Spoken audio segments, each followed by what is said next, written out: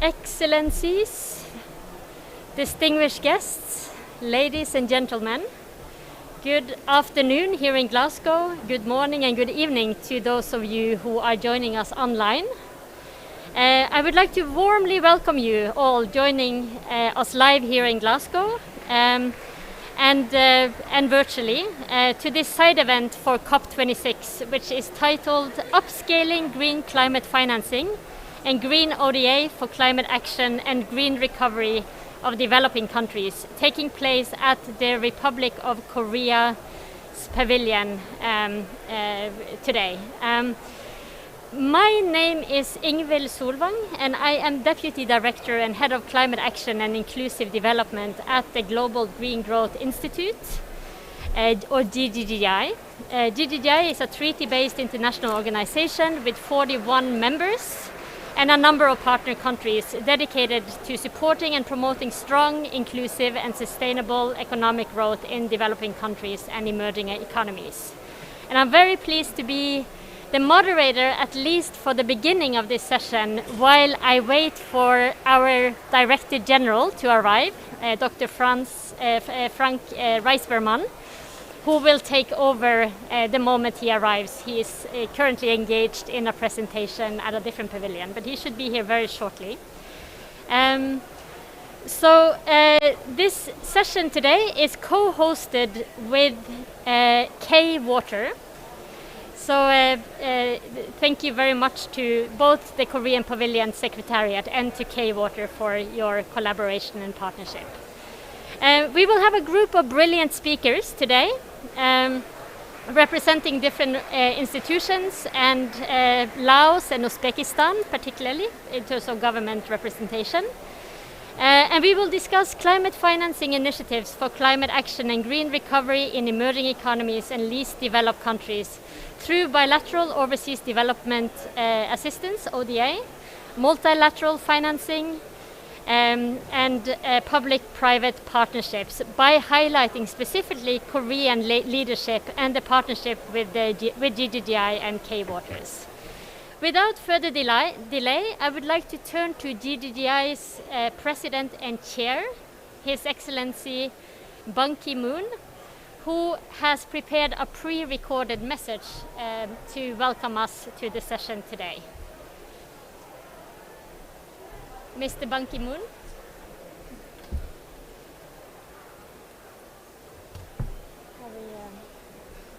Distinguished guests, ladies and gentlemen, it is my great pleasure to welcome you to this event hosted at the COP26 Korea Pavilion.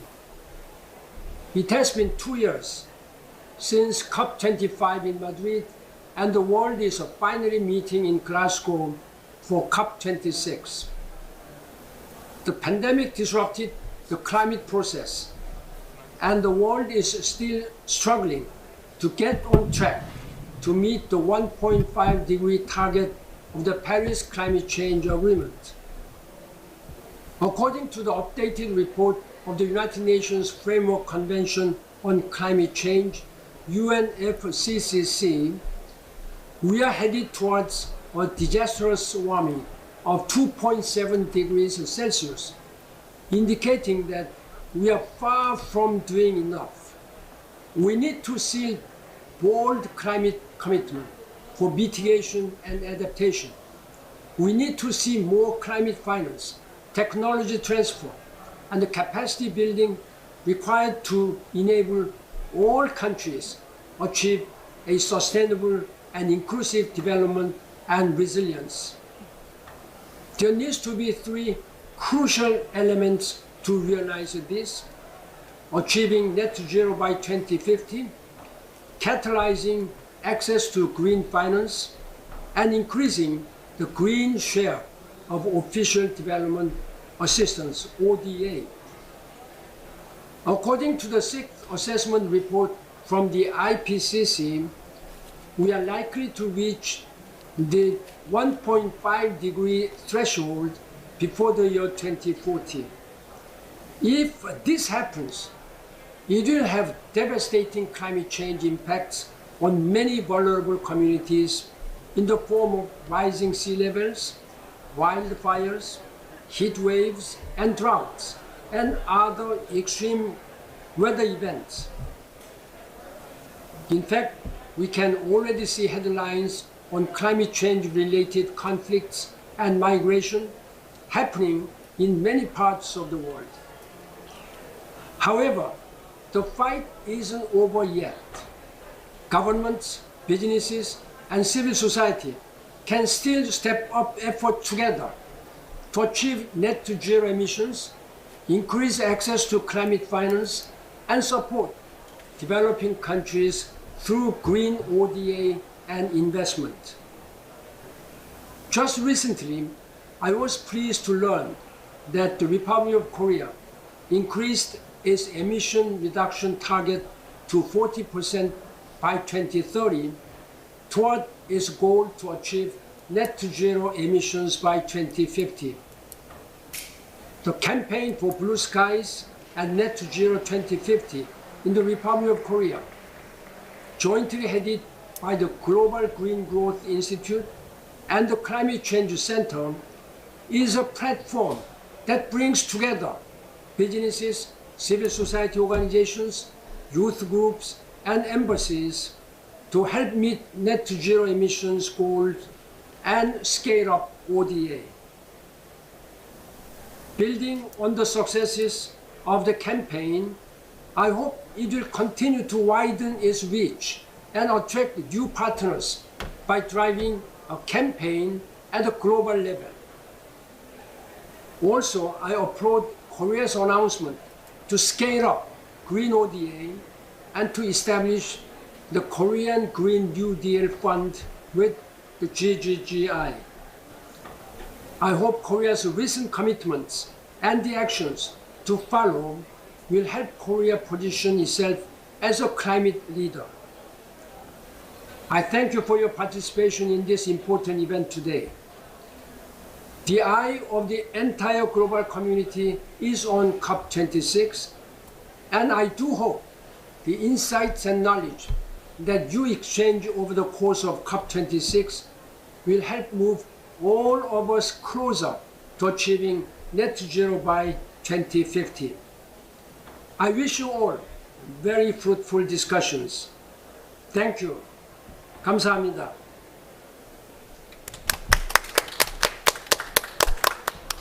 Kamsamnida also to you, President in Chair, His Excellency Ban Ki-moon, entirely twice, but it was a very good and strong message, so I hope you didn't mind. Now I would like to turn to an opening remark by our co-hosts, K-Water, represented today by Senior Manager Mr. Young-Won Kim.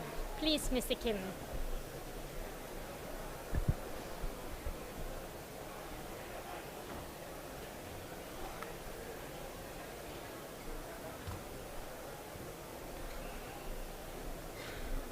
Nice to meet you, everybody. My name is Yong-Won Kim, Senior Manager of K-Water and Planning Director of Asia Water Council.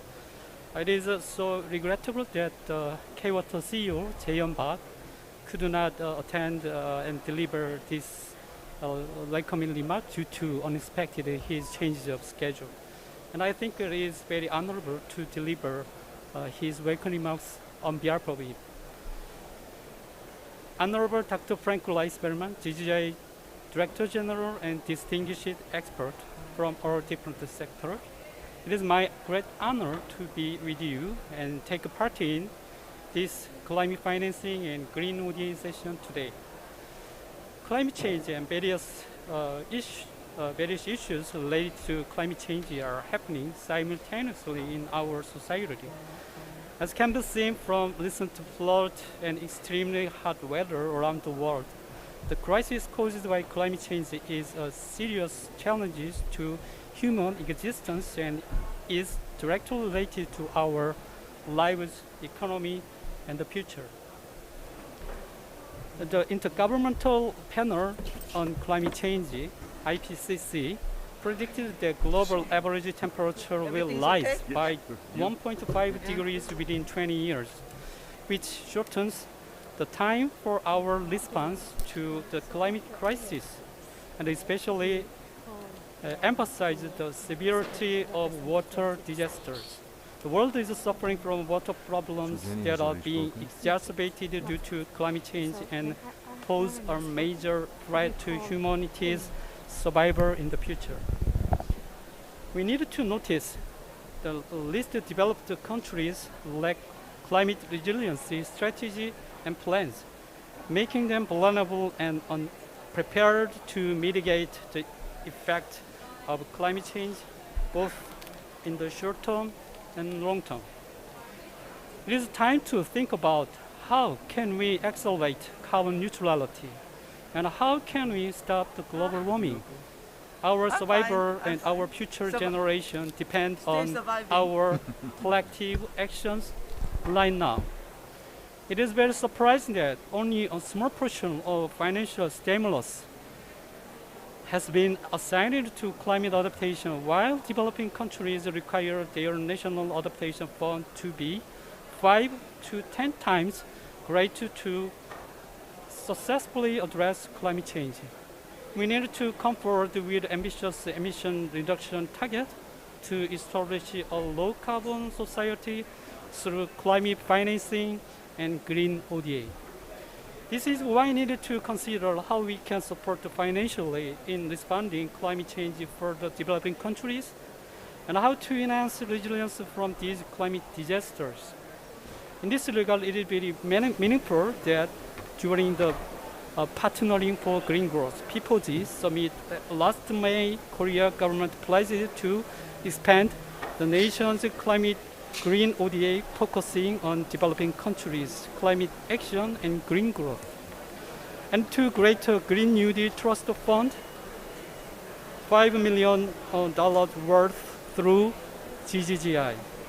In addition, at this COP26, Ministry of Environment of the Republic of Korea, including KEITI, Korea Environmental Industry and Technology Institution, and Ggi, signed MOU and promised to facilitate multilateral cooperation to sustain the momentum for a green transition of the developing countries.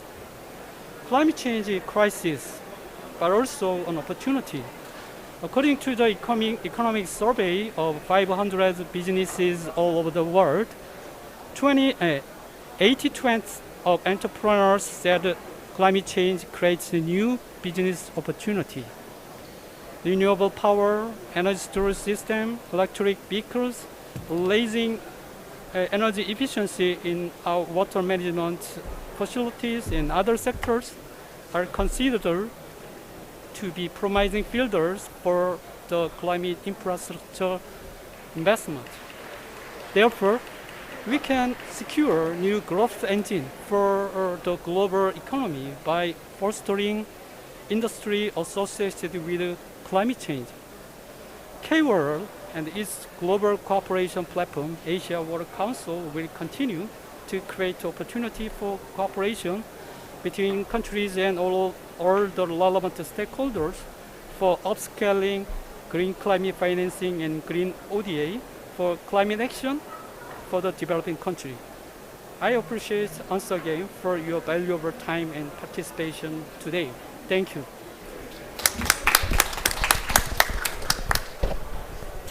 Thank you very much, Mr. Kim from K-Water. Now we are ready to move into the keynote speakers, and this is also a very good opportunity and moment for me to hand it over to GGI's Director General, Dr. Frank Reisbarman, who will be moderating the next parts of the session. Thank you very much. Thank you, Ingvild.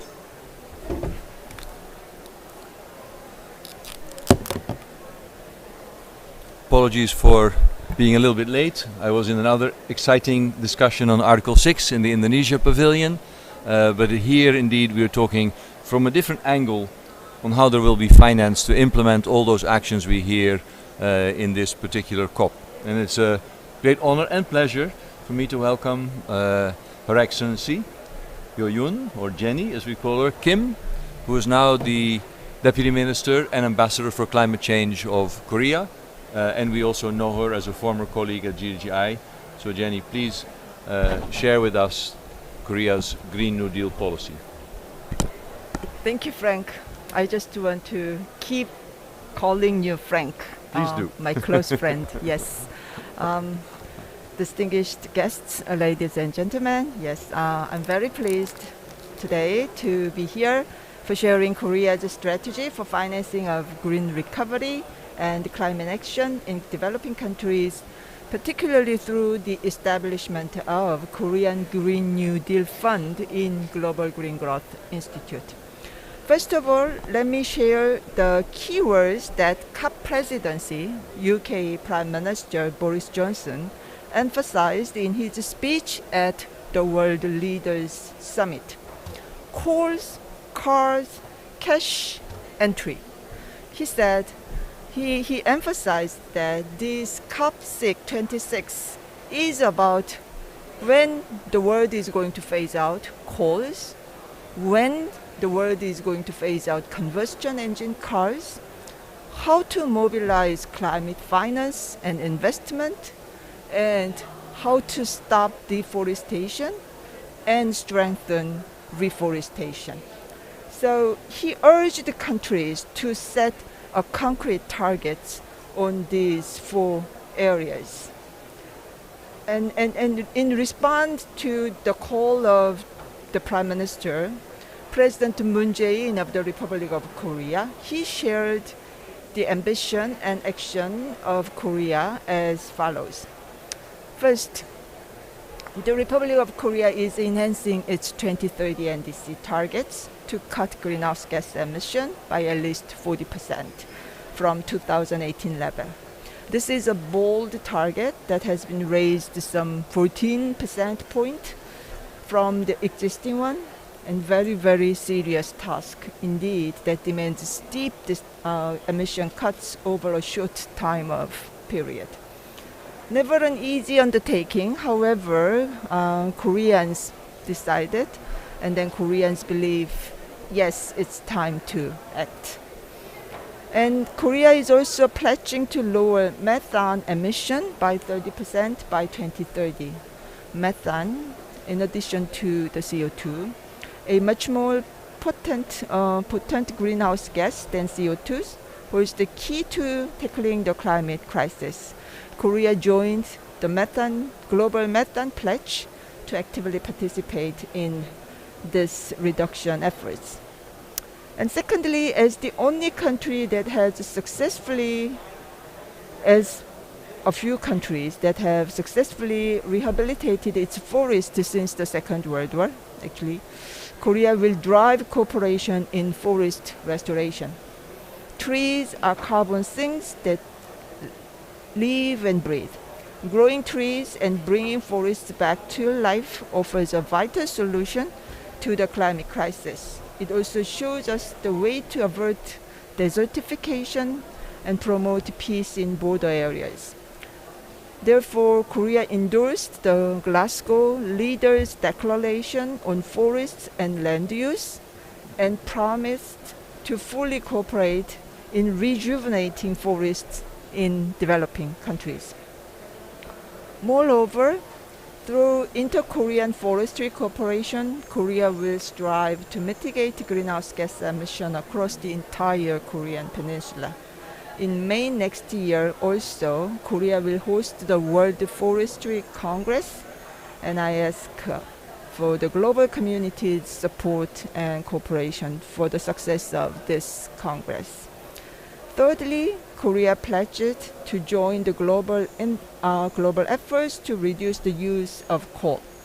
Coal is really an important issue. Since the launch of Korean government, since the launch of the current Moon Jae-in administration, Korea has decommissioned 8 coal-fired power plants earlier than scheduled, with 2 more units planned for closure by the end of this year. Therefore, by 2050, coal-fired power generation will be phased out completely in Korea. We already stopped issuing permits for new domestic coal power plants, In April this year, we suspended public financing for new overseas coal-fired power generation as well.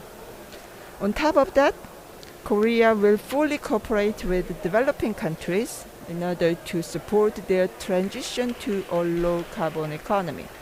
For that purpose, we decided to contribute to GGI by building a Green New Deal Fund. And also, Korea will continue to increase its Green ODA so that it reaches more than triple by the year of 2025. At the beginning, I mentioned that cash, in other words, climate finance, is one of the key priorities of this COP meeting. In negotiation room, actually, countries are mainly talking about 100 billion target, which was agreed long time ago. However, if we really want to make a green transition in the world, 100 billion US dollars is too small. So we may need $1 trillion investment in clean energy, green transportation, green buildings, and many other infrastructures. That's why mobilization of private investment is crucial. Public money only cannot meet this huge demand for making green transition happen. The mobilization of private climate finance has been one of the biggest challenges. De facto public-private mobilization ratios have stalled or even decreased over the past few years according to the analysis. In order to achieve the goal of the Paris Agreement, governments and other actors, including multilateral development banks, will have to work together on much more innovative models to mobilize the private sector. And I'm sure that Korean Green New Deal Fund in Global Green Growth Institute will play a crucial role in private finance mobilization. To create the right enabling environment in developing countries to drive low emission and climate resilient private investment, this should be the main function of Korean Green New Deal Fund. Ggi, Global Green Growth Institute, my previous workplace, has very impressive track records in climate finance mobilization in developing countries for last 10 years. It has been also working as a trusted advisor and effective arranger between governments and investors. Therefore, I'm sure that many developing countries can develop their Green New Deals leveraging Green New Deal Fund with the support of Global Green Growth Institute. Thank you. Thank you, Ambassador Kim, or I can also call you Jenny, I would think. Absolutely. Yes. So yes, people have asked us, the Korea Green New Deal Fund, but that's only $5 million a year. But yes, as you explained, we see that 5 million, as GCF would say, as project preparation money that would actually leverage a much larger flow of funding, mostly coming from the private sector or from GCF to developing countries. So we think it is a very, very important step from Korea. Jenny, if I may ask you one question. You laid out this very impressive progress that Korea has made over the last year, announcement after announcement. But yes, you said here that President Moon Jae-in has committed to phasing out coal power by 2050, which was already considered quite ambitious inside Korea. But I think Korea also signed up to the new agreement here in COP, which I believe says that developed countries will phase out coal in the 2030s, so before 2040, and developing countries in the 2040s, so by 2050. So I would think Korea is putting itself in the developed countries category, so would phase out by 2040, right? Or how should we read that news? Yes, let me clarify that matter. Yes, I mean, we are actually receiving many questions about that joining the statement.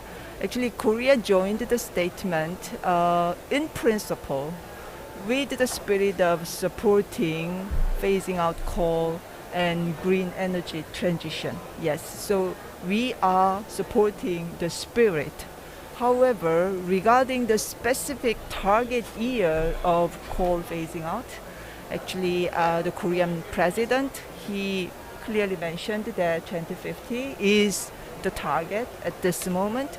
Actually, personally, I believe that I hope that Korea can maybe bring earlier the date as social consensus and consultations will grow domestically. Thank you. And I think that will be exactly the conversation in many countries. Yes, we have these commitments now. You know, we had Prime Minister Modi committing to net zero by 2070 or earlier, and we'll have to have more conversations to see if those target years can be brought forward. As we get more confidence that the technology is there, as we can see more clearly that there are opportunities among countries to collaborate. And yes, a key collaborator from the Korean side to implement these promises that Jenny just explained is KEITI. KEITI is the instrument of Korean development cooperation that looks at grant funding, whereas Korean Exim Bank looks at loan funding. And I think we have a speaker next, a pre-recorded speech from Mr. Ggi Kim, who is the Director for Climate Crisis and Pandemic Response from KEITI.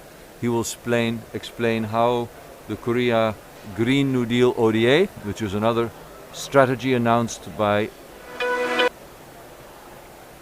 That was Mr. Ban showing up, but I think we are expecting Mr. Kim to explain Korea's new Green New Deal ODA strategy.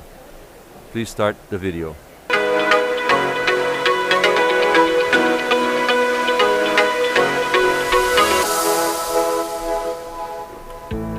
Your Excellencies, ladies and gentlemen, I am honored to participate in this important event on behalf of Korea International Cooperation Agency.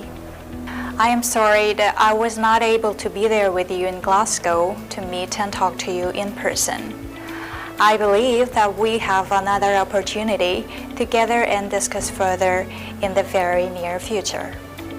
KEITI is a leading grant aid agency in Korea in implementing ODA programs in line with global agendas such as agreements of UNFCCC and SDGs and the Korean government's strategy, which is well explained in the previous presentation by Her Excellency Hyun Kim.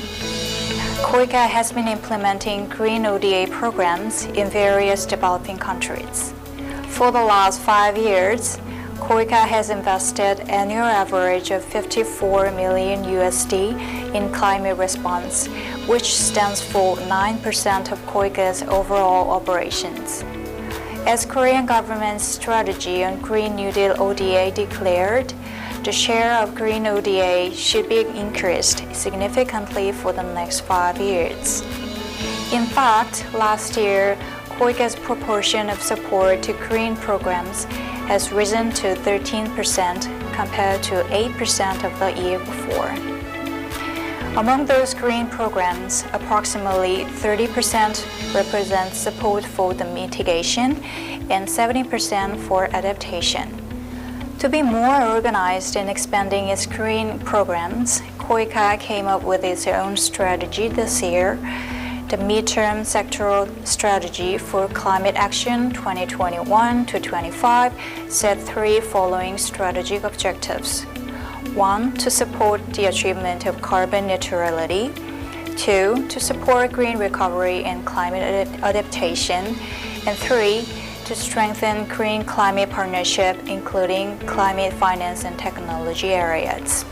Each strategy objective have focused programs.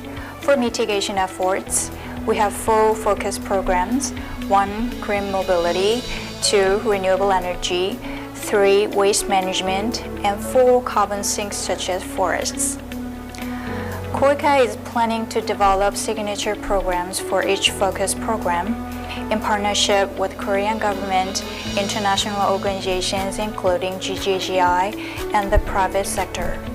One of the biggest news concerning KEITI this year is the accreditation to GCF. Recently, KEITI successfully passed through GCF accreditation reviewing stages. We believe that it shows that KEITI's ODA policy and project management capacity meet global standards. KEITI's grant ODA, together GCF Finance, is expected to further contribute to global Green New Deal and green recovery. With GCF partnership as a momentum, KEITI will keep strong environmental and social safeguard and gender policy to be applied to future KEITI projects. Now we reached at the final slide of my presentation here with an example of KEITI project in Fiji. KEITI has been engaged in GCF co-funding projects since 2017 through the medium of other AEs. We had GCF-related projects in Peru, Vietnam, Guatemala, and Fiji. This is Fiji's agro-photovoltaic project, meaning that we not only install solar PV panels, we also grow crops underneath them to contribute to both mitigation and adaptation. The project finance include KEITI grant, GCF loan, private equity, and Fijian government's co-financing. Altogether, it becomes around 16 million USD. Through the project, 50% transition from fossil fuel to clean energy in the targeted island is expected, with 4 megawatt solar power plant and 5 megawatt energy storage system. When completed, the solar farm will contribute to carbon emission reduction as much as 90,000 tons of CO2 equivalent and strengthen climate resilience for the community of 4,000 direct local beneficiaries. At the same time, the project targets to enhance the local food security and increase local income by capacity building in agriculture. This project is meaningful in that this is one of the first large-scale renewable energy plant project in the Pacific region, which is replicable to neighboring countries. It is particularly meaningful for Fiji because Fijian government announced 100% transit to clean energy by 2035. This project is expected to trigger Green New Deal in the Pacific and to contribute to greener recovery. Ladies and gentlemen, the key commitment of Korea Green New Deal ODA is to significantly increase the share of Green New Deal ODA, at least close to the level of OECD DAC member countries' average. Considering current status, this is a very ambitious target for us. To meet the target, firstly, KEITI will try to develop blended funding programs collaborating resources from diversified actors, including GCF, MDBs, or private sector. On the other hand, mainstreaming climate consideration for the entire ODA activities, at least for all infrastructure supports, is also required for partner countries' green recovery. KEITI will keep trying for global Green New Deal and greener recovery. Thank you very much for your attention.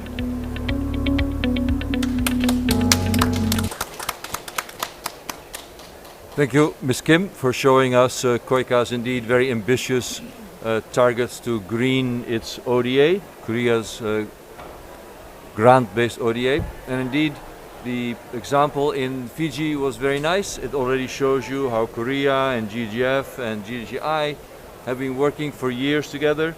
GGI supported Fiji to have a net zero strategy early on. We worked with KDB, their accredited entity, to prepare projects like this, and KEITI puts in additional grant funding as well. Very good examples of these collaborations. And as our next speaker, we have another example of similar collaboration. We, as KEITI and GGI, are supporting the government of Uzbekistan on a large project, $5.6 million, to work on a worldwide known environmental problem, the Aral Sea, which has almost disappeared, and we're looking to rehabilitate some of that area and provide both a healthy environment and sustainable livelihoods for the people in the area. If it works, we can have Dr. Aaron Russell, a project leader, speak with us from Uzbekistan. And also in the room we have a representative from the Uzbek government, Mr. Talipov. If you want to join us here on the stage, please do. Aaron? Go ahead. Yes, thank you very much.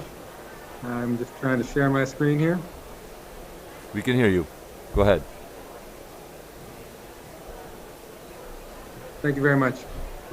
Gives me great pleasure to give a brief presentation on the support by the Korean government for the Green Rehabilitation Project in Karakorum, Pakistan, which is an autonomous republic within Uzbekistan.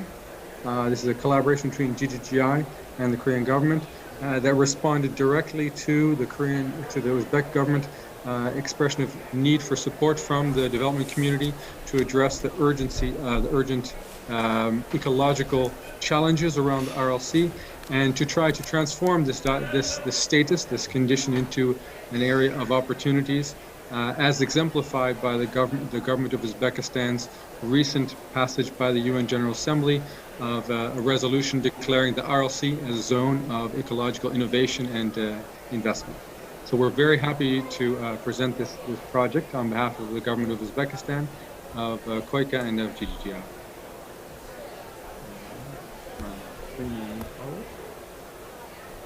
As a very brief overview of the project, as Frank mentioned, the RLC has been a scene of unprecedented human-induced environmental degradation over the course of many decades, and so therefore the interventions needed to support a green rehabilitation and economic development of the area require an integrated approach.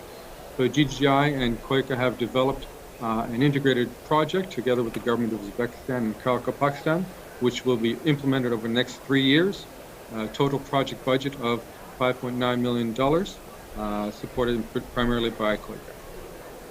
The first intervention will be to support the development of a green recovery investment planning strategy for Karakorum, Pakistan, with particular focus on developing the agribusiness sector.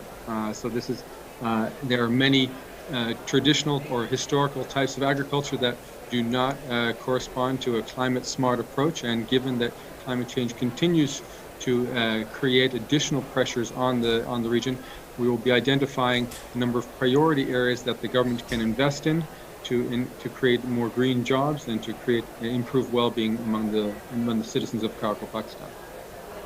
The second primary project component will focus on capacity building for smallholder farmers and MSME stakeholders within that are related to agribusiness scene, in order to raise their understanding of existing best practices for reducing their exposure to the hazards of RLC dust and climate change. And so this will involve a large-scale capacity building and training program for smallholder farmers and related stakeholders. Third, which is the largest component of our project, will have two large components. One will be to demonstrate the effectiveness and feasibility of implementing developing new green business models for agricultural sectors in Uzbekistan, through which we'll be distributing the greenhouses and water drip irrigation, and as well as agroforestry interventions to support a number of key types of value chains in Uzbekistan that are currently practiced, but which may not produce as many benefits for the stakeholders as might be desired. And so we will be supporting the development of these value chains for developing new products, connecting the farmers with commercial banks as well as the processors, in order to mobilize the existing productive potential, but create a lot more improved outcomes from it. In addition, we'll be developing a business platform to scale up these interventions across a range of value chains. And finally, we'll be developing risk mitigation solutions and mobilizing additional climate finance in order to scale up these types of interventions with the support of, the initial intention is to target this financing through the Green Climate Fund and to mobilize additional resources to create to increase the access to finance for local commercial banks, as well as to scale up the capacity building needed for farmers and processors to enable them to develop new value. That is the overview of our product. Very happy to discuss them further. Handing over to Mr. Jakongir, who is there in the room. He would like to share additional comments. Thank you, Aaron. My mask off? You can take your mask off when you speak, is the guidance. Good afternoon, colleagues. It's a great honor to be here at this side event. I express apologies on behalf of Mr. Kazbeko, who's on his way due to the logistical issues. He couldn't participate in person here. He's on his way. He'll join us shortly. But I'm Jahangir Talif, head of the International Cooperation Department at the State Committee of Ecology and Environment Protection, Republic of Uzbekistan. We stand as a focal agency for collaboration with the Global Green Growth Institute, and we are very much honored with ongoing growing cooperation and the first establishment, the GGI's office in the country. And we look forward for the close cooperation and establishing solid and enhanced cooperation with this institution and the support of the GGI support towards the government of Uzbekistan on transition on the green growth and the low carbon development. And the government in the last years particularly pays attention for the going green and has developed a number of the strategic documents. And naming one is the strategy of Republic of Uzbekistan on transition to green economy until 2030, environmental concept of until 2030, which identifies the goals and targets going green and with going more environmental friendly. And then also this year, the one important strategy document has been approved is to promote renewable energies and hydro energy. And today, government is aimed to bring a share of the renewable energies until 25 from the today's 8% share of the fossil fuel energy. So with all these and more, we look forward to support of the GGI and establishing close cooperation. Thank you for your time and attention. Thank you. Thank you. I think we are being given good examples of how Green ODA can put in place capacity building, can put in place business models, all with the aim of scaling up larger amounts of finance that we're discussing everywhere in COP. More finance is needed. It can come from public sources, it can come from instruments like the GCF, but it also has to come from the private sector. So as our next speaker, we have Mr. Lasse Ringius, who is supposed to speak from Kathmandu, if it works. And he will speak about scaling up climate finance. Lasse, if you can hear us. Yes, I can see Lasse. Floor is yours. Thank you very much, Frank. Good morning to Glasgow, and looking forward to this presentation and happy to be building on some of the good information that was already shared in the previous presentations. So I'm going to talk a little bit about the GGI's experience in terms of investment mobilization. And some of our experiences have already been touched upon by some of our previous speakers, but I will maybe give a more comprehensive view. I would start just by reminding you of the, I'm sorry, I have problems here with the screen. GGI itself, it's an international organization, a fairly new one. If you look around Glasgow, you will see organizations that are much older. GGI is a relatively new one, so in that sense, it is actually an innovation within the space of creating international platforms and working on green growth in emerging markets. And we do this in our work, follow two different streams. One is that we are focusing on investment work, so we mobilize investments that will benefit the projects in our member countries. And you have here on the screen a snapshot of our 52 countries that we are working in, and you can see they range all the way from Kiribati on the far right to Mexico on the left, with many countries in Asia, but also in Africa, and a growing portfolio of countries. I want to emphasize, because it's important, that GGI follows a model where our country teams are working within the government itself, meaning physically we are working in offices that are generously provided by our host countries. And this gives us an opportunity to act as neutral and trusted advisors and work around the clock with our advisors.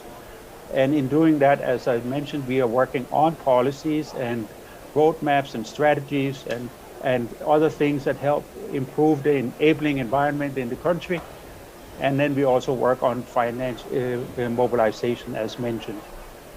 The one important starting point from our thinking and our approach in our mobilization work is how we bring projects in front of investors in such a state that investors actually find that these projects are investable or bankable, depending on who you're talking to. The issue is that if we don't manage to match projects with investments or with funds or with commitments such as those that are being made right now in Glasgow, then we have a gap. And this gap needs to be filled with good projects, and this is what we are trying to do. Other organizations are doing so too, by strengthening the projects themselves and looking at the business models and looking at ways that we can make these projects more acceptable in the eyes of the funders or the investors. Our work is governed by what we call the value chain. It's a strategic conceptual framework that is quite widespread views among many investors and organizations, where we very upstream do more diagnostic and analytical work. Then we look at the sectors in which the projects are expected to be implemented, and then we finance or we design and we mobilize investments for our projects. So this is the work that in the blue bar that I'm going to focusing on today, but I just want to stress again that this is informed by more conceptual work and understanding of the economies and the sectors that we are targeting. We are working on 3 different types of investment products or projects, depending on the terminology that you prefer, and I'm going to give some examples of those. But just as a high level, there are financial instruments, then we work on bankable projects, and then we work on what we call national financial vehicles, green banks or green investment facilities.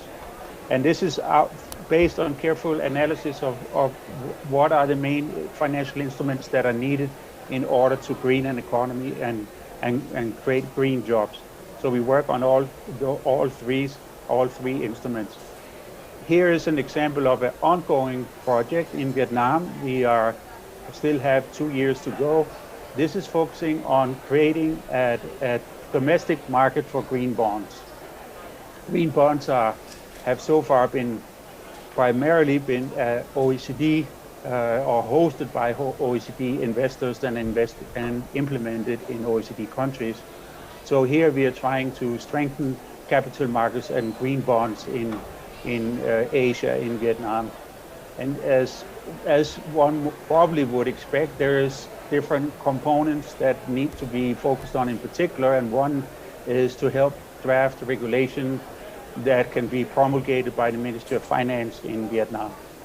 And then secondly, we do capacity building for the different players in the green bond market.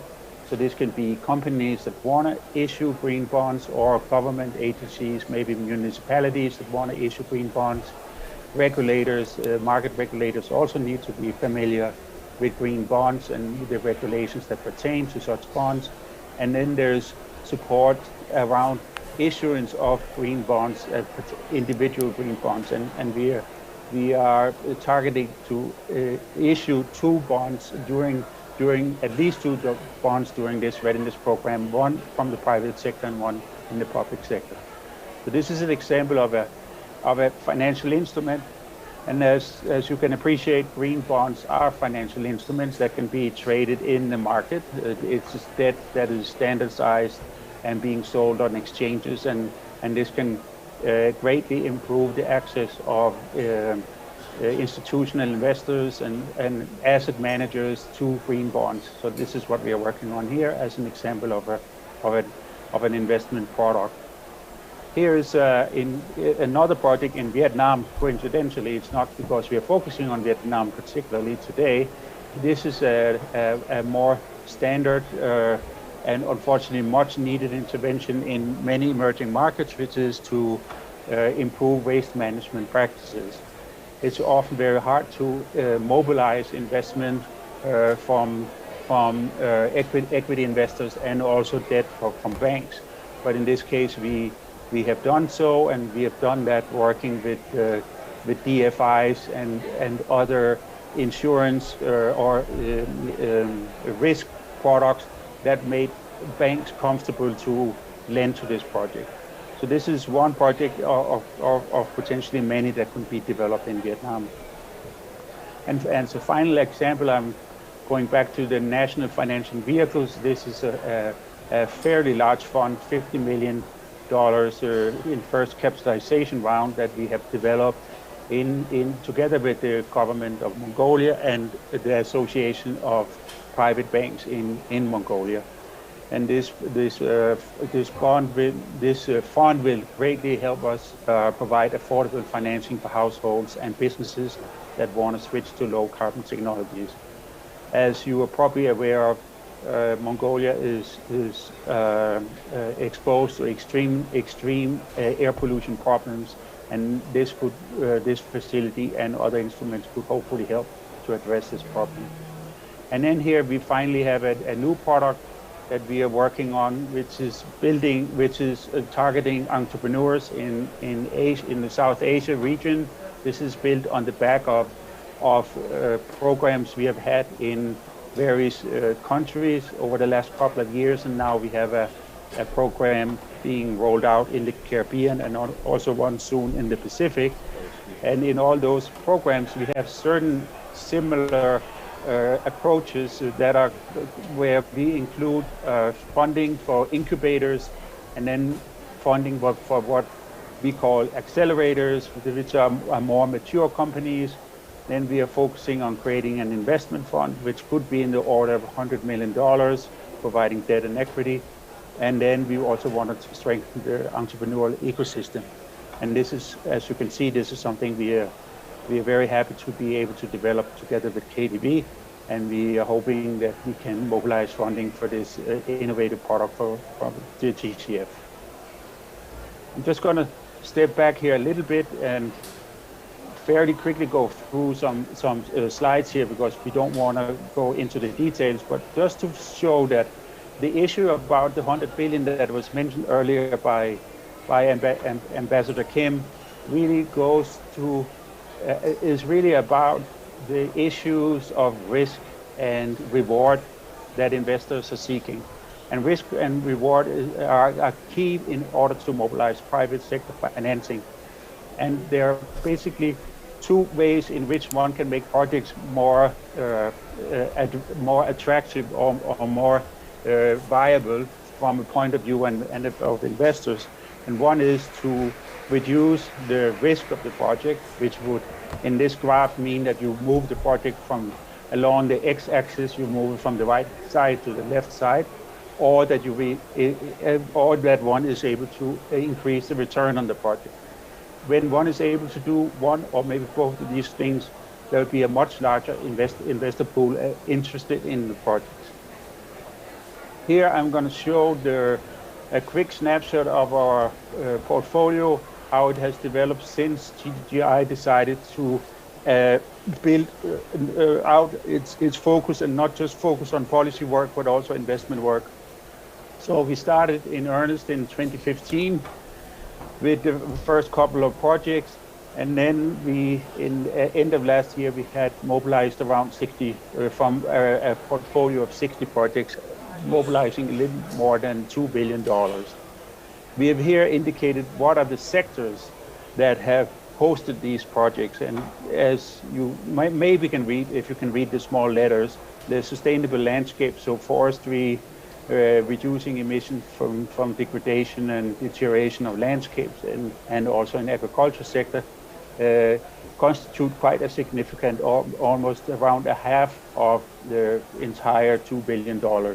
But since a couple of years back, starting really in 2017, there's also more portfolio coming forward in the energy space, in particular solar and renewables.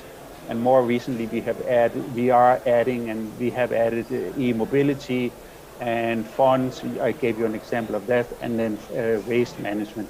We also work on other sectors, but they're such as energy efficiency. It's not really showing up here, but it gives you a good snapshot of our first 5-year run in terms of developing projects that reached mobilized investors, and they made commitments to invest in these projects. The number of investors in the financial landscape is quite big, and there are many investors, and that's the good news. They're not just one or two. It's also a challenge for many of our member countries to really find these investors and to develop what is needed in terms of documentation and financial modeling and so forth. Here, as you can see, there are more than 10 different types of investors or sponsors that we have been working with, all the way from private companies to local private and public banks. It's worth mentioning that we have mobilized significant amounts of private capital, and we are quite proud of that. We are not just focusing on public funds. We are trying really to find the type of funding that is the best match for our projects. Here's a quick overview of our projects that show how the distribution has been in terms of sectors and also across regions. I am now here towards the end of the presentation and just want to flag, as what I already mentioned, that we have mobilized significant amount of funding from private commercial investors. They predominantly provide equity and debt, as one would expect, while when you move to the pie chart that is showing public fund instruments, we have here a very large chunk of results-based financing, and then after that follows grants, or straight grants, debt, some equity, and very little in terms of guarantees. So with that, I hope I've just given you an example of what we modestly think is innovation in terms of having an international organization that helps develop a bankable pipeline of projects for our member countries. Thanks very much.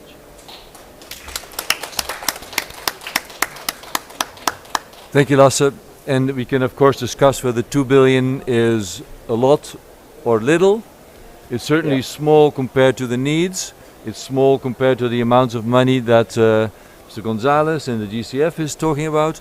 But on the other hand, in many cases, it shows that there is different sources of money than governments expect, and that some projects that are quite innovative can actually be funded. And sometimes it's quite surprising to our member governments that the private sector is actually willing to step up if the project is bankable. And sometimes we have to do only small things like finding a credit guarantee to make a local bank step up. So that's, I think, all very interesting. We have only a couple more speakers left, and then we have some questions. First, can I ask Mr. Virana Sonasingh from Lao, the Acting Director General and in the Department of Planning and Finance of the Government of Lao, to join us here. Please, we have a chair for you here. And already on the stage is also Mr. Henry Gonzalez, who is directing the private sector facility of the GCF. They're our last two speakers to complement their insights with both the Lao perspective and then the private sector facility from GCF. And then we have a few more questions as time allows. But first, Mr. Sonasingh, can I hand the floor to you? Thank you very much, Chairs and Excellency, distinguished guests, and ladies and gentlemen. I'm very delighted to have a good opportunity to be among you today and share with you some of our experience. We work with GGIs and also the Korean assistance, and thanks to that support, and then we are now quite in a significant stage of our current developments on the mobilizations of the finance to support the climate actions in Laos. Green ODS and climate finance needs, of course, when we start preparing the NDC, we estimate that our country need like 1.4 billion US dollars to support the implementation, especially the mitigations, adaptations, and measures. And however, lack of developed climate finance and monitoring mechanism at the national level still be our problems then that we need to overcome in the next years. And the annual climate change, although we quite have a lot, but during the past few years we got I think significant amounts, but roughly we can estimate that around 6 million US dollars has been mobilized across different sectors and used and put in the developments and the implementations of the NDC. That also includes both grants and loan and supports the key activity for adaptations and mitigations. Access to climate finance now quite in good positions that we get supports from different sorts of global climate financing mechanism, for example, like GCF, LDCF, GEF, and etc. Multiple sources of this climate finance are usually to work with the development partners.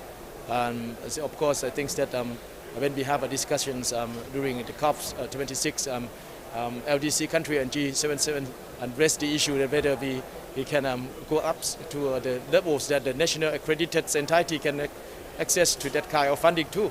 And that should be another step that we discuss in detail about that. And technical skills on the climate change and environmental safeguards, financial management is still needed. And of course, I think like other countries in the regions or in our LDCs or G77s have also the same problems that on the capacity, especially to manage that kind of funding. And the environment, we are now promoting our, let's say, the Environmental Protection Fund, which is a national fund that we created to support the environmental protection works and try to transform that into the national accredited entity to channelizing the funds from the global climate finance. When we discuss about how we mobilize the fundings to support the implementations of our NDC or climate-related policy strategy, first we quite put a firm's framework for that.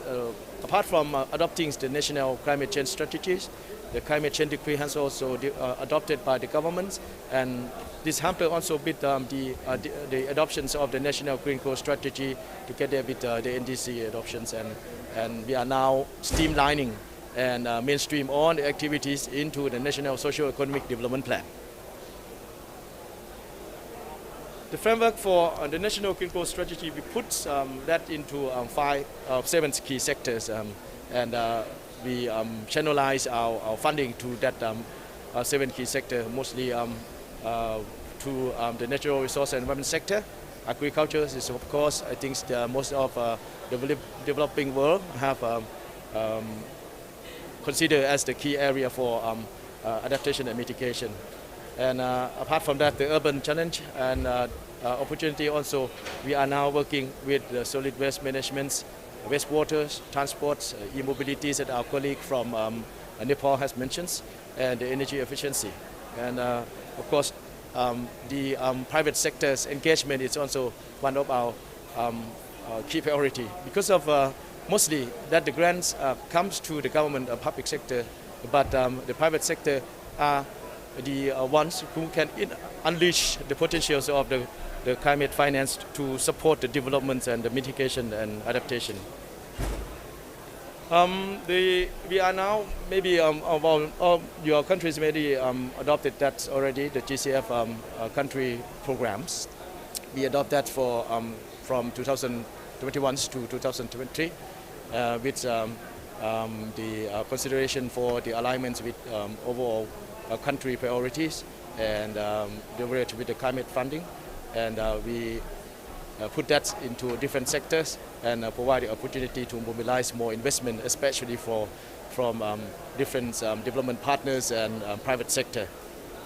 That's areas that we are now focusing under our GCF country program. It's enhancing resilience in the farming systems, and supports and increase the maintenance of national forest cover, which is we focus on using that forest cover to be the key driver to support the reductions of the emissions, and promote low carbons and climate resilience urban development, considerations on the ecosystem-based adaptations, and resilience in the public health sectors. That also another key priorities under our country programs. Under the NDCs, and financial needs are quite high. Of course, I think that we may all know that we always have a need for supports to the implementation of NDC, but at least we have to be able to put a certain figures for that. For Laos, for the conditional mitigation mission, we need around more than $4 billion to support that.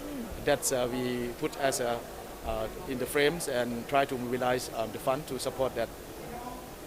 And the needs and the gaps remain still large, and to support our green goal and climate change, financial needs, and especially to support the net zero emission that we announced by 2050, and economic recovery from the COVID also make us hardships to how to recover from that. And I think that most of the country now found it difficult to get the country development on the track because of the COVID during the past few years has also put our economy vulnerable. And engaging private sectors to promote innovation, climate technologies, and create green jobs, that one of our key priorities.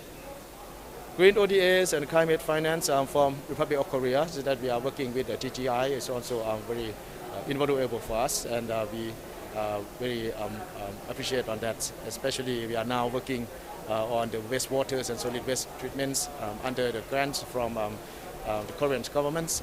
GAS have support also around more than $6 million by introducing the participatory solid waste management and wastewater treatments in the capital cities, the major city in Laos. From that corporations, I think that we got 3 strategy and action plans to develop and validate it, and 45 tons of waste recycled and turned into resources, and we create the green investment projects to develop a proposal with $15 million. And apart from that, it can help to also train the government official for their capacity building. I think that our colleagues from Nepal has mentioned already about the collaboratives on the climate technopreneurship, which is I think Laos it's one of the countries that in that initiative, and we are very keen to participate in that projects. And I think that just would like to repeat again that what is the key results areas that under this cooperation, which is we highlighting the climate technology needs of Southeast Asia country, and also promoting the energy access on and power generation, low emission transports, building cities and industries, and apparent and forestry and land use. And apart from that, we also support the local entrepreneurs to participate in these projects. We are now quite in a good beginning situations, which is we expect that the project designs and funding proposal can be ready by first quarters of 2020, which is our preparatory works also focus on 3 themes, which is business incubations and accelerations, ecosystem assessments, climate technology needs assessments, and stakeholder engagement and consultations. So this is the initial program designs, and I will not go into details because of our colleagues has mentioned already from the previous presentation. So in summary, with our experience, large gap between the need and support received from international community to support the climate actions, and we need to develop our enabling policy to support the implementation. These include the success in developing the National Green Growth, NDC, and mainstreaming of the key priorities on the climate action into the national socio-economic development plans, financial support from KEITI being used to support the green growth and address urban issue, and green and climate resilience economy recovery from the COVID. That is also important for us, and we still need to have a lot of work for the preparations that we should continue, especially the technology transfer, equipments and green investments and through the private sector, and recovery and creations of the green jobs. Thank you very much. Thank you, Mr. Sonasin. And you may have seen on his first slide that he is also the NDA, the focal point for the GCF. So if we wanted to show here how GCF and GGI and KEITI, the Korean government, is working together with a number of governments, I think that should probably have become clear to you. Now, we also have as our last speaker, and we left the best for last. You know, you saw Mr. Sonasin put the slide up. He made his, the bill, right? The bill for Laos to adapt to climate change and to mitigate is $4.7 billion. So now we have Mr. Gonzalez from GCF, the primary finance instrument, of course not the only one. He's head of the private sector facility, which is particularly relevant for bringing in the private sector, for leveraging the GCF money and trying to show how those needs from Laos and other countries can be met. So Henry, floor is yours. Thank you very much. Is there a presentation that you will be able to upload? While we go through the technical aspects, I would like to first thank the Korean Pavilion, because I feel at home here. I am based in Korea, and it is a privilege and a pleasure to join the panel with Madam Ambassador, with Frank, and all the other speakers. I'm going to go over there to make my presentation, as it might be easier, if you allow me, Frank. Sure, of course. I think you can just see, he'll be there. Take my mask off, right? Hi everyone. When one comes last, somehow one might need to skip a few slides to make things more relevant.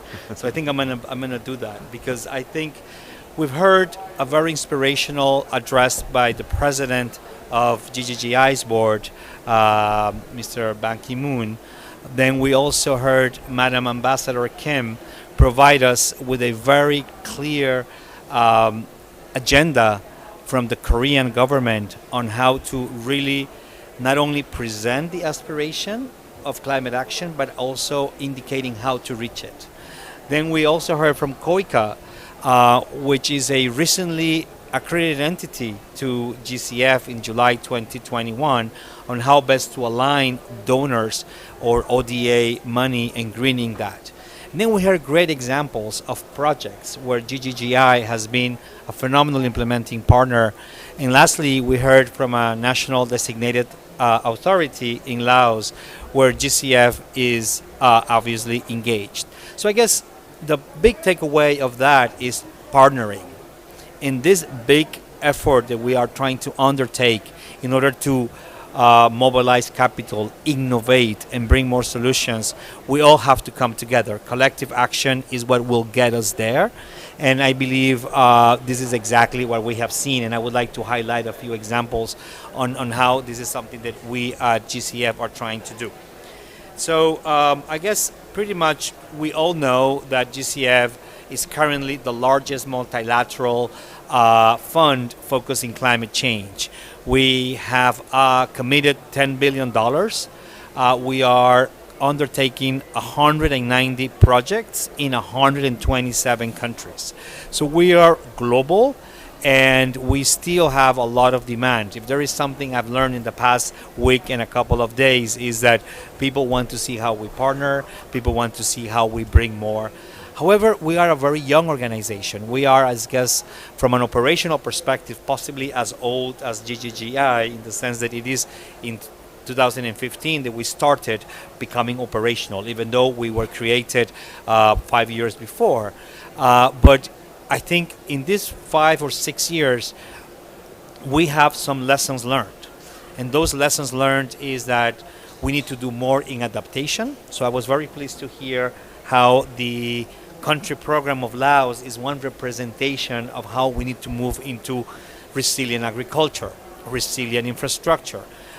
We need to work also in other areas around, oceans, around many other parts. On the private sector side, which is a department that I represent, we have invested about 3 billion out of the 10 billion. We have committed about 3 billion. And we have mobilized about 9 billion with co-financing. So we do have a nice mobilization factor of almost 3 times more of what we have committed.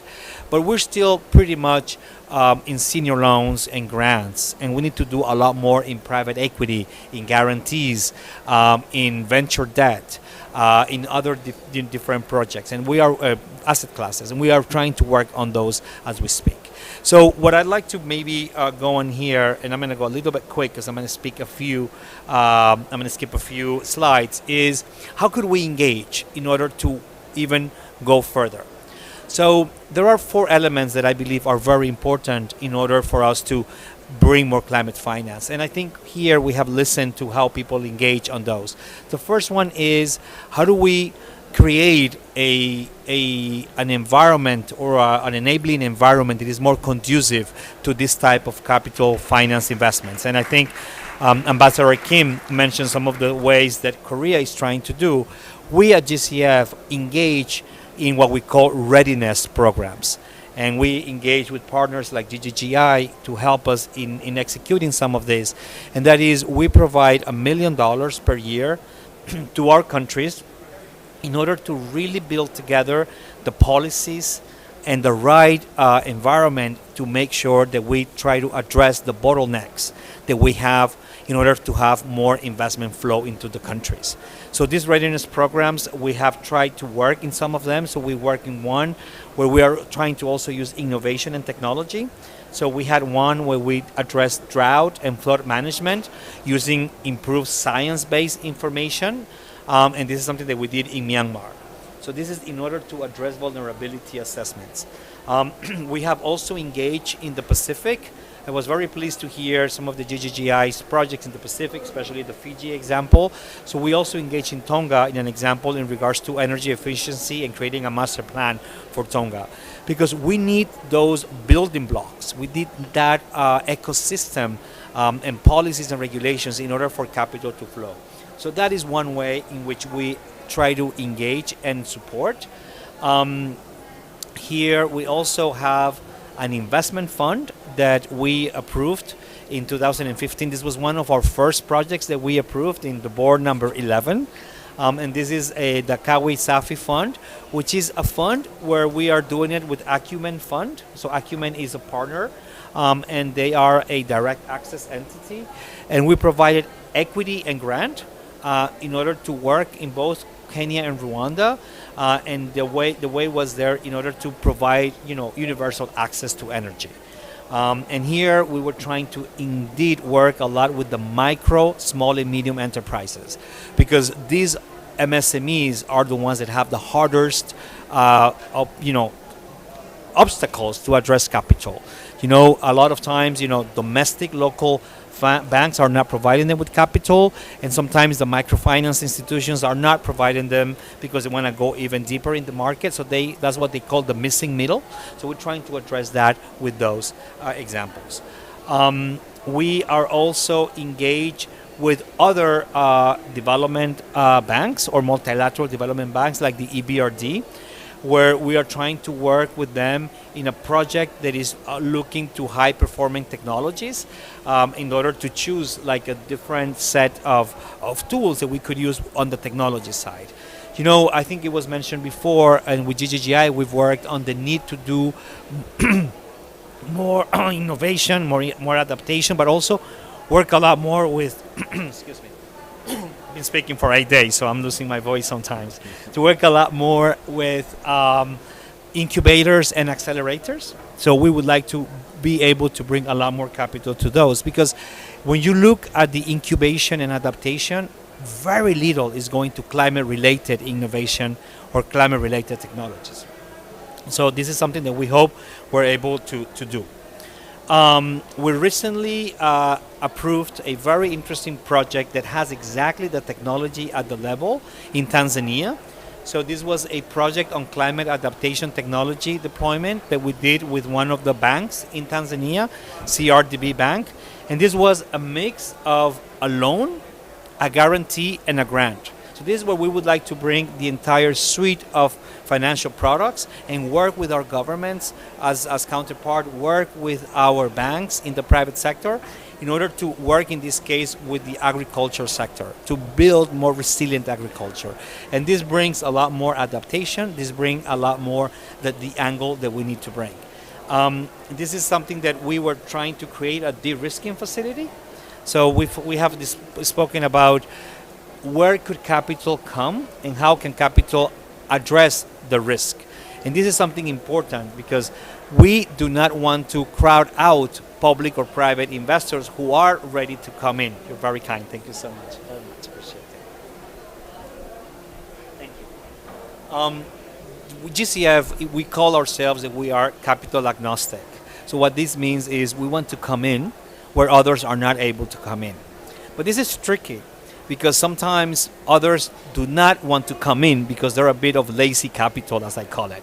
So we also need to have very strong dialogues with our counterparts because DFIs, as development financial institutions, have also a catalytic angle. So they sometimes have to join us in the junior tranche of the transaction. And we're trying to really mobilize that we're happy to come and we're happy to give a large ticket, but we would like to bring either foundations, philanthropy, or DFIs or donors who could share that junior position with us, because that way we're able to also have more capital with other projects. GCF, while it is a strong partner and we're very proud, I mean, we have mobilized between our money and our co-investments 37 billion. We're very far still from the 100 billion that we already heard is not enough. So we need to make sure that our finite resources are as catalytic as possible, because this will be the only way for us to continue doing more. We also recently approved a very innovative project that is now being in the negotiation phase for implementation, because this is a project as the first private investment fund for adaptation technologies in developing countries. This is a fund that is being led by a mainstream private equity firm that had already mobilized about $137 million, and we're coming to provide 25% more to hopefully bring the fund to 200 million. And here we decided to work in 6 countries for the moment. We might increase that, but the idea is, how do you mobilize technology in Silicon Valley that reaches, our countries in the global south? How do we make sure that we also allow the technology hubs of our countries maybe bring solutions that could also help middle income and high income countries? So, technology is indeed something that goes across the borders, and the idea is to do that. So we just approved a up to 100 million private equity investment of a potential up to 400 million facility. And here we are taking the junior equity. So with our participation, we're able to make this fund investable in our countries, and we're able to protect the investors, because if there were to be problems with the structure, we take the first hit on the losses. And while this is something that we hope we don't have to see, because we would like to recycle our capital as we make, hopefully returns, we also need to help innovate, and there might be losses, and we should not be afraid of that, because we are indeed a potential risk provider. So this is something that we have done.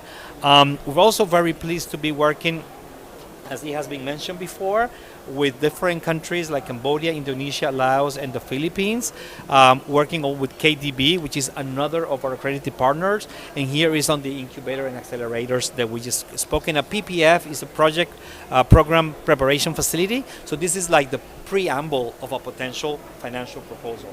And this allows us sometimes to do that.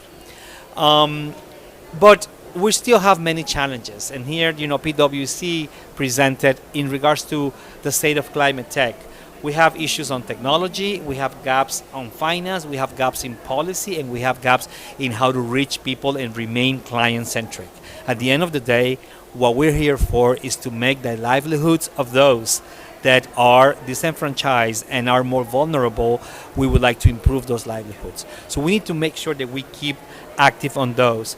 And the way that we're trying to somehow tackle it and following some of the recommendations is funding early stage, coming at the area where it's more or it's a lot more risky to be, foster and attract more talent. We need knowledge. We need to incubate knowledge. We need to cross-fertilize knowledge and increase funding from both government and private sector to have more incentives and more policy on the climate tech. So with this, I provide you with just some of our ideas. I see there are 4 elements that for us are very important and are the cornerstone of the private sector facility strategy. That is, we need to enhance the climate investment to attract more capital. We need to de-risk and scale capital of private sector. We need to provide innovation on funding, business models, and ways of engaging. And lastly, which I think has been mentioned before, we need to help green the local financial systems in our countries. This is a very important area because while cross-border funding could come, there are opportunities within countries to mobilize more capital and for some of the financial systems there to become real systemic and allow us to partner and work in the domestic level with our partners at the local level. We do not have a presence on the local level. We rely on partners like Ggi to reach there. But these are some of our ways forward, and I look forward to any questions you may have. Thank you very much. Thank you, Henry. Well, the audience will have noticed that GCF is a bit bigger than Ggi. They have mobilized 37 billion. We only 2. We don't have an official goal to catch up with them, but of course we'll try. But both of it is still small compared to the needs of countries and compared to the 14 trillion that the world quickly mobilized to deal with the pandemic. So that we have to keep in mind. Billions are big compared to our personal wallets, but they're still small compared to what countries need. And yes, the good news is you can also mobilize money from domestic markets. We work with green bonds, for instance, and we have a relatively small grant from the UK buys, to put a sustainable bond framework in place in Peru, which we did. It's a policy action, if you like. We launched the sustainable bond framework with the Peruvian Ministry for Economy and Finance only like 2 weeks ago. And then last Friday, the minister issued his first sustainable bond, $3.2 billion, and it was oversubscribed. There was $10 billion that the capital market was putting on the table for Peru to have. So that, I think, is a very encouraging sign. We're not only stuck in $1 or $2 million pilot projects. When government take the right actions, there is an opportunity to scale. And I think that is a very important message as we are here in all discussing the large needs of the countries to both mitigate and adapt. Now, we do have a bit of time. I'm very happy that you're all still here because I realize we have had you sit through many presentations. I have some questions that I could ask, and I'll ask a couple while you think about your questions, because I hope, yes, good. There are people also in the audience that want to have questions. So actually, let's start with that, since you've been so patient. You have a microphone. Go right ahead with your question. Hello, can you hear me? Yes. Very well. Okay, so thank you very much for the overall presentation. It was very amazing and learned a lot. And I work for one of the international organizations based in G Tower, so together with the GCF. I'm very pleased to see my colleague at GCF, although we don't know. But my question is, well, so we talk about the climate change a lot, but I work for the conservation for migratory species, especially the migratory bird, and then we talk about the linkage between the climate change and the biodiversity loss. And then I don't know you realize or not, but yesterday was the first nature theme was discussed for the previous COP. So my question is to probably GGI, GCF, is there any biodiversity, the indicator for the biodiversity loss? Although there's a lot of priorities we are talking about, but is there any indicators that you consider in your strategy plan? And of course, this is I think this is also applicable to the all other country. But I think it's considered the time. I would more specific asking to GGI, GCF, and then how would you react on this in the future? And then based on all the pleas from the the national government, and then all the discussion over the COP26. Thank you. Very good question. How can we link climate action and biodiversity? I'm very pleased that we have all seen that nature-based solutions are so much higher on the COP agenda here. So is any of our speakers, Jenny for instance, and Henry, do you want to speak about this? I mean, if I just deliver the discussion in the negotiation room, actually, many countries, not only developing countries, but also developed countries. So there is a broad consensus regarding the strengthening the nature-based solutions. Yes, so particularly in adaptation, and in order to provide very local specific support, meeting their needs and demands. Actually, there is a broad support to strengthen, to work together for nature-based solutions. And I'm pretty sure that actually at the cover decision of this Glasgow COP, there must be pretty strong paragraph regarding this topic. Good news. And I think, Henry, for GCF, Sure.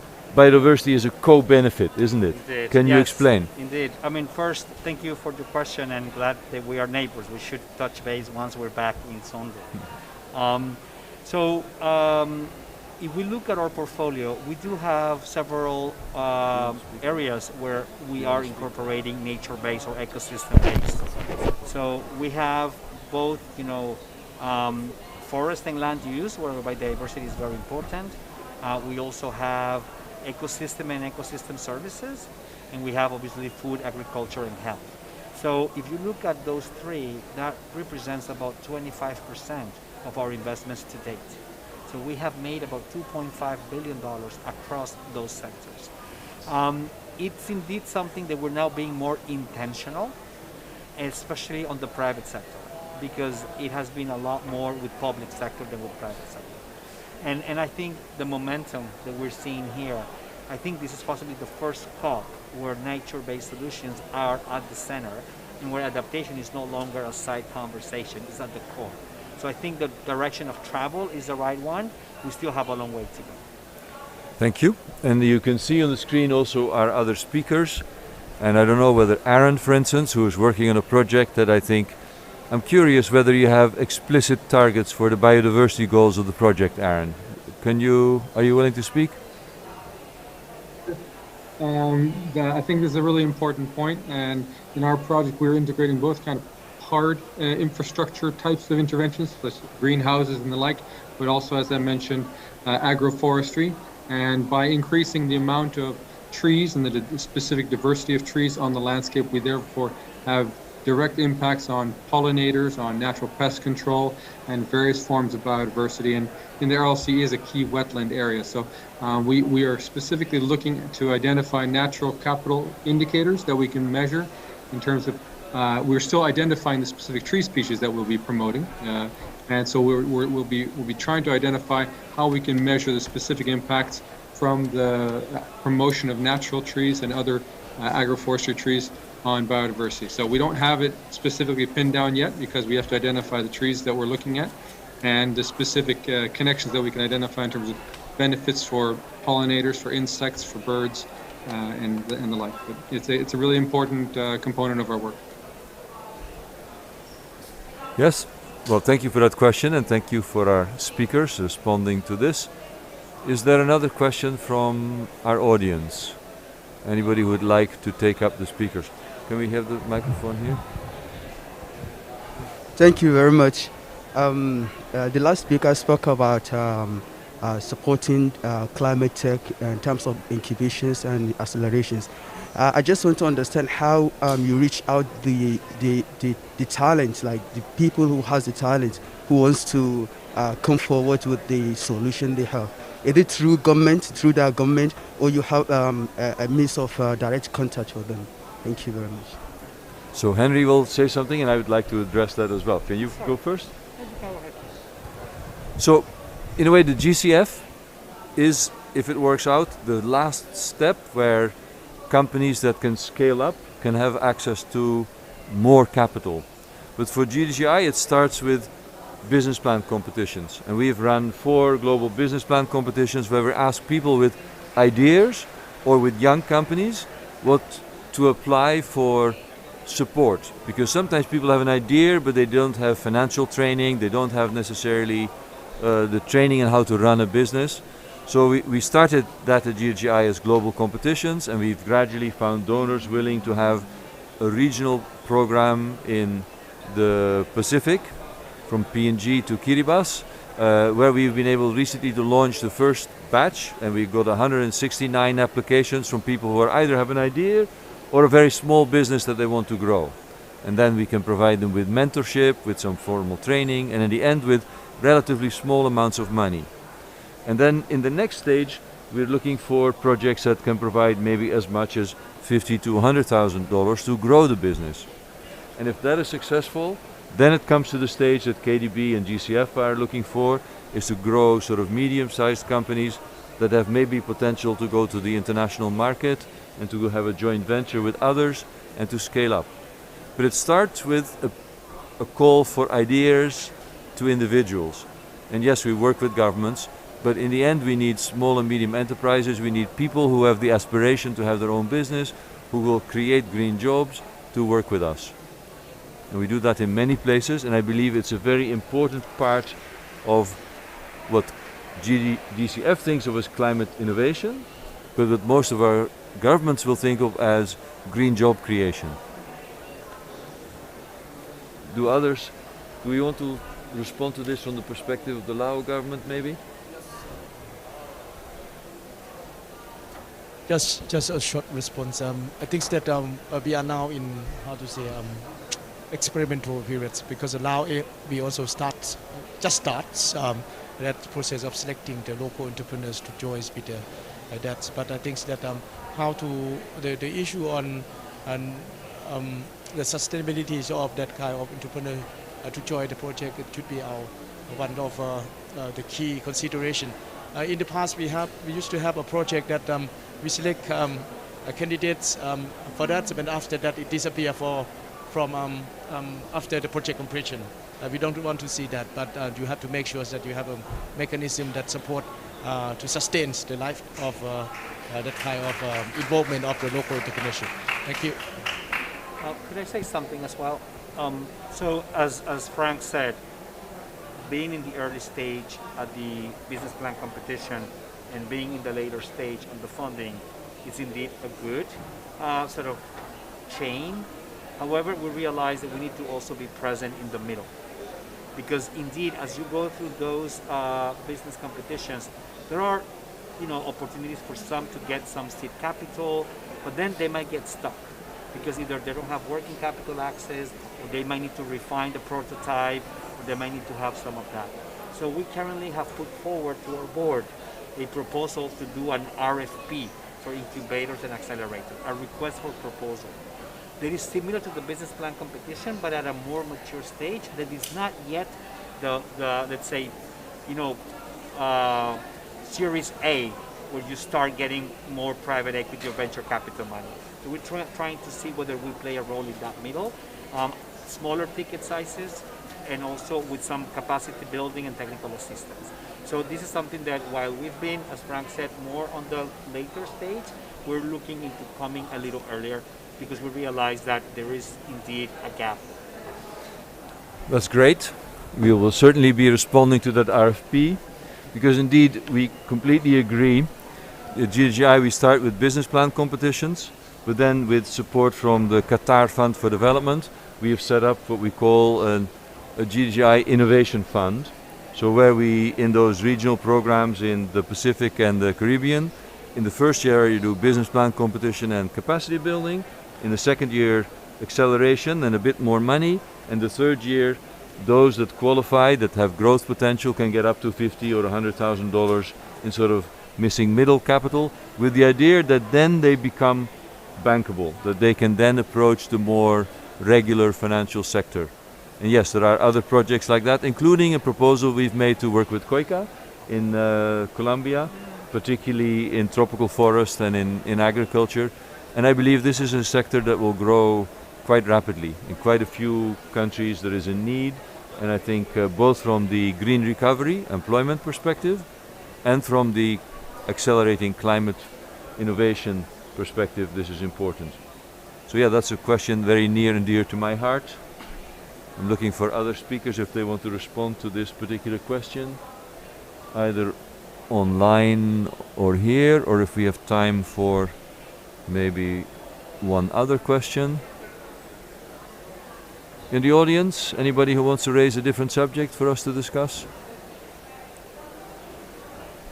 If not immediately, I do have questions that I had prepared, and there was one that I wanted to discuss with Jenny, and that is that I think last year many of us were surprised that the Korean government so quickly came out with a Green New Deal. Actually, it was a social, green and digital New Deal. And of course the EU also had a very big New Deal. But many of our developing country members say, well, that's for high-income countries, that's for Korea, that's for the EU. But is it important for us, right? And as GGI, we have had some support. We actually believe that developing countries could have a Green New Deal as well. And indeed, I'm looking to Jenny to see what the perspective of the Korean government is in how those lessons from the Green New Deal in Korea could be shared with other countries. Could you tell us a bit about that, Jenny? Sure. Thank you. First of all, I'd like to emphasize that climate change is a global challenge. COVID-19 pandemic is global challenge. And also like economic downturn is also a global challenge. Therefore, in order to effectively address those challenges, actually both developed countries and developing countries must work together.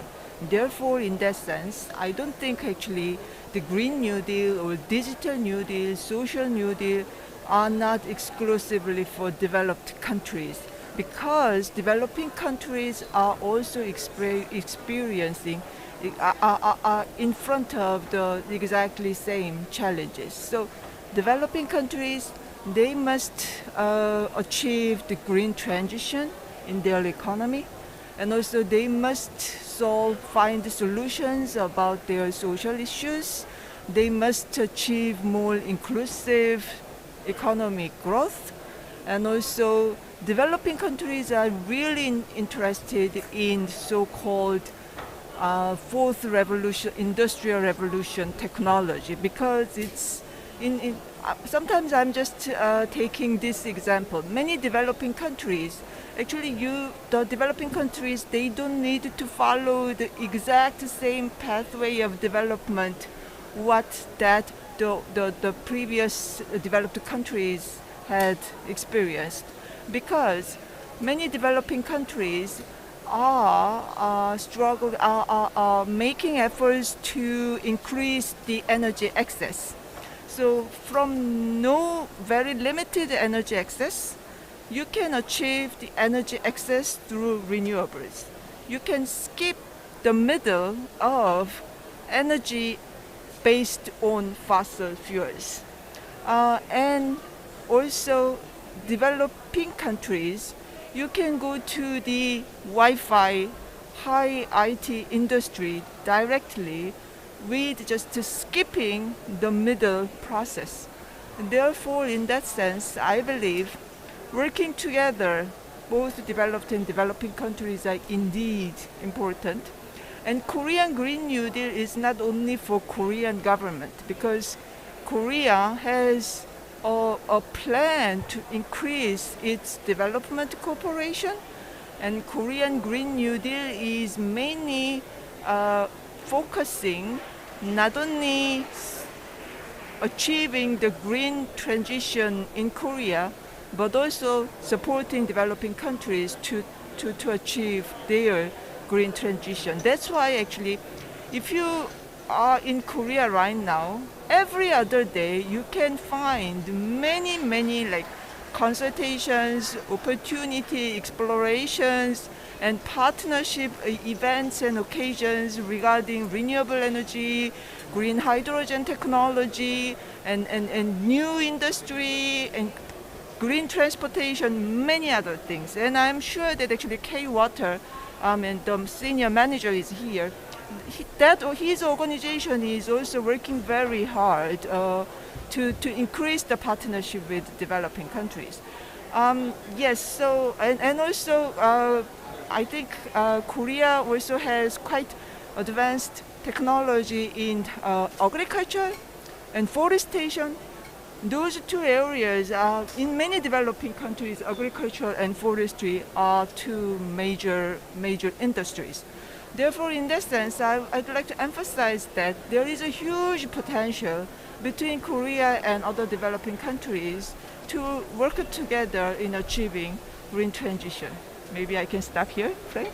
I think that's very good. It almost sounded like a closing message already. So I think you did great. I thought I'd give other panel members also a chance to have sort of a final message, a closing word, and then we'll wrap up the session. So maybe can I start with you, Mr. Sonder Singh, to see what you'd have, and we'll also come to you from K-Water. Can you start?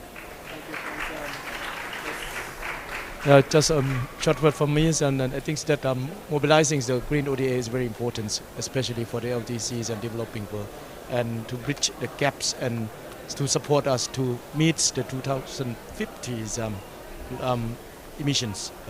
Therefore, I think that the most important thing is that at the national level, we should have a national ownership and to coordinate with different, not just only the GCF or GGI, but I think that for Laos, we try to coordinate and pool on the resource together. JEP, GCF, Adaptation Fund, and also on the investment bank that need to be done. Thank you. Thank you very much, Mr. Sonder Singh. Let's go to our online speakers. Aaron, any closing words as you're listening to this discussion? Aaron Russell? Yeah, yes, go ahead. Yeah, if I can jump in, I think it's a very good panel because I think we see that there are many different organizations that need to come to the table to get to the transformation. So we have governments, we have international organizations, we have obviously key government participants in developing countries, and if we can say modestly ourselves also in developing the pipeline. All these things, they need to be brought together, and then another point, in ways such that we can mobilize the private funds that we so dearly need. It was emphasized by Frank and by Jenny, and that we need to be very strategic in the use of the public funds. And we don't have private participants or companies on the panel today, but I think we all know the important role that they will play going forward. Thank you. That was Lasse Ringius from Kathmandu. Aaron from Uzbekistan, you have a final message as well?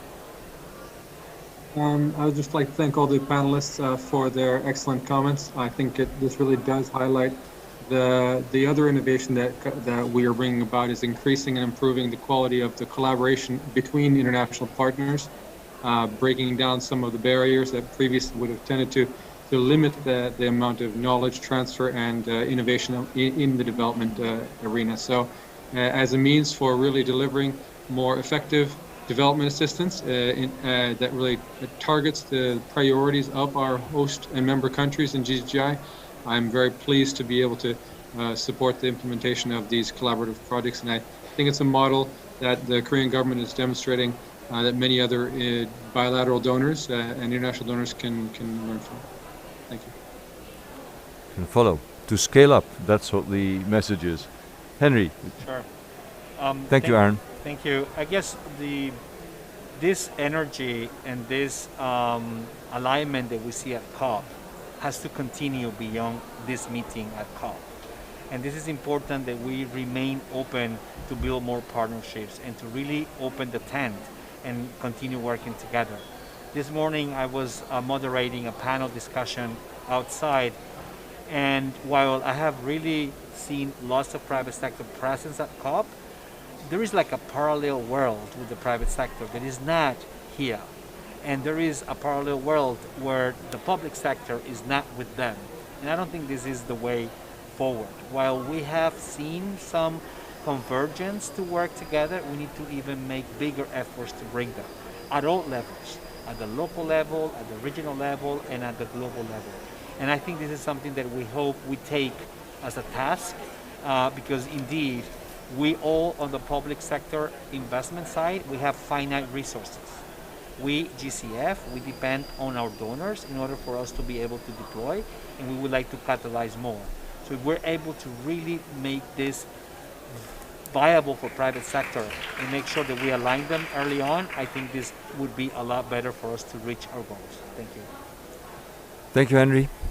Mr. Kim, on behalf of our co-host, K-Water, maybe come to the microphone here and give us your closing statement. Thank you for inviting me as a closing remarks.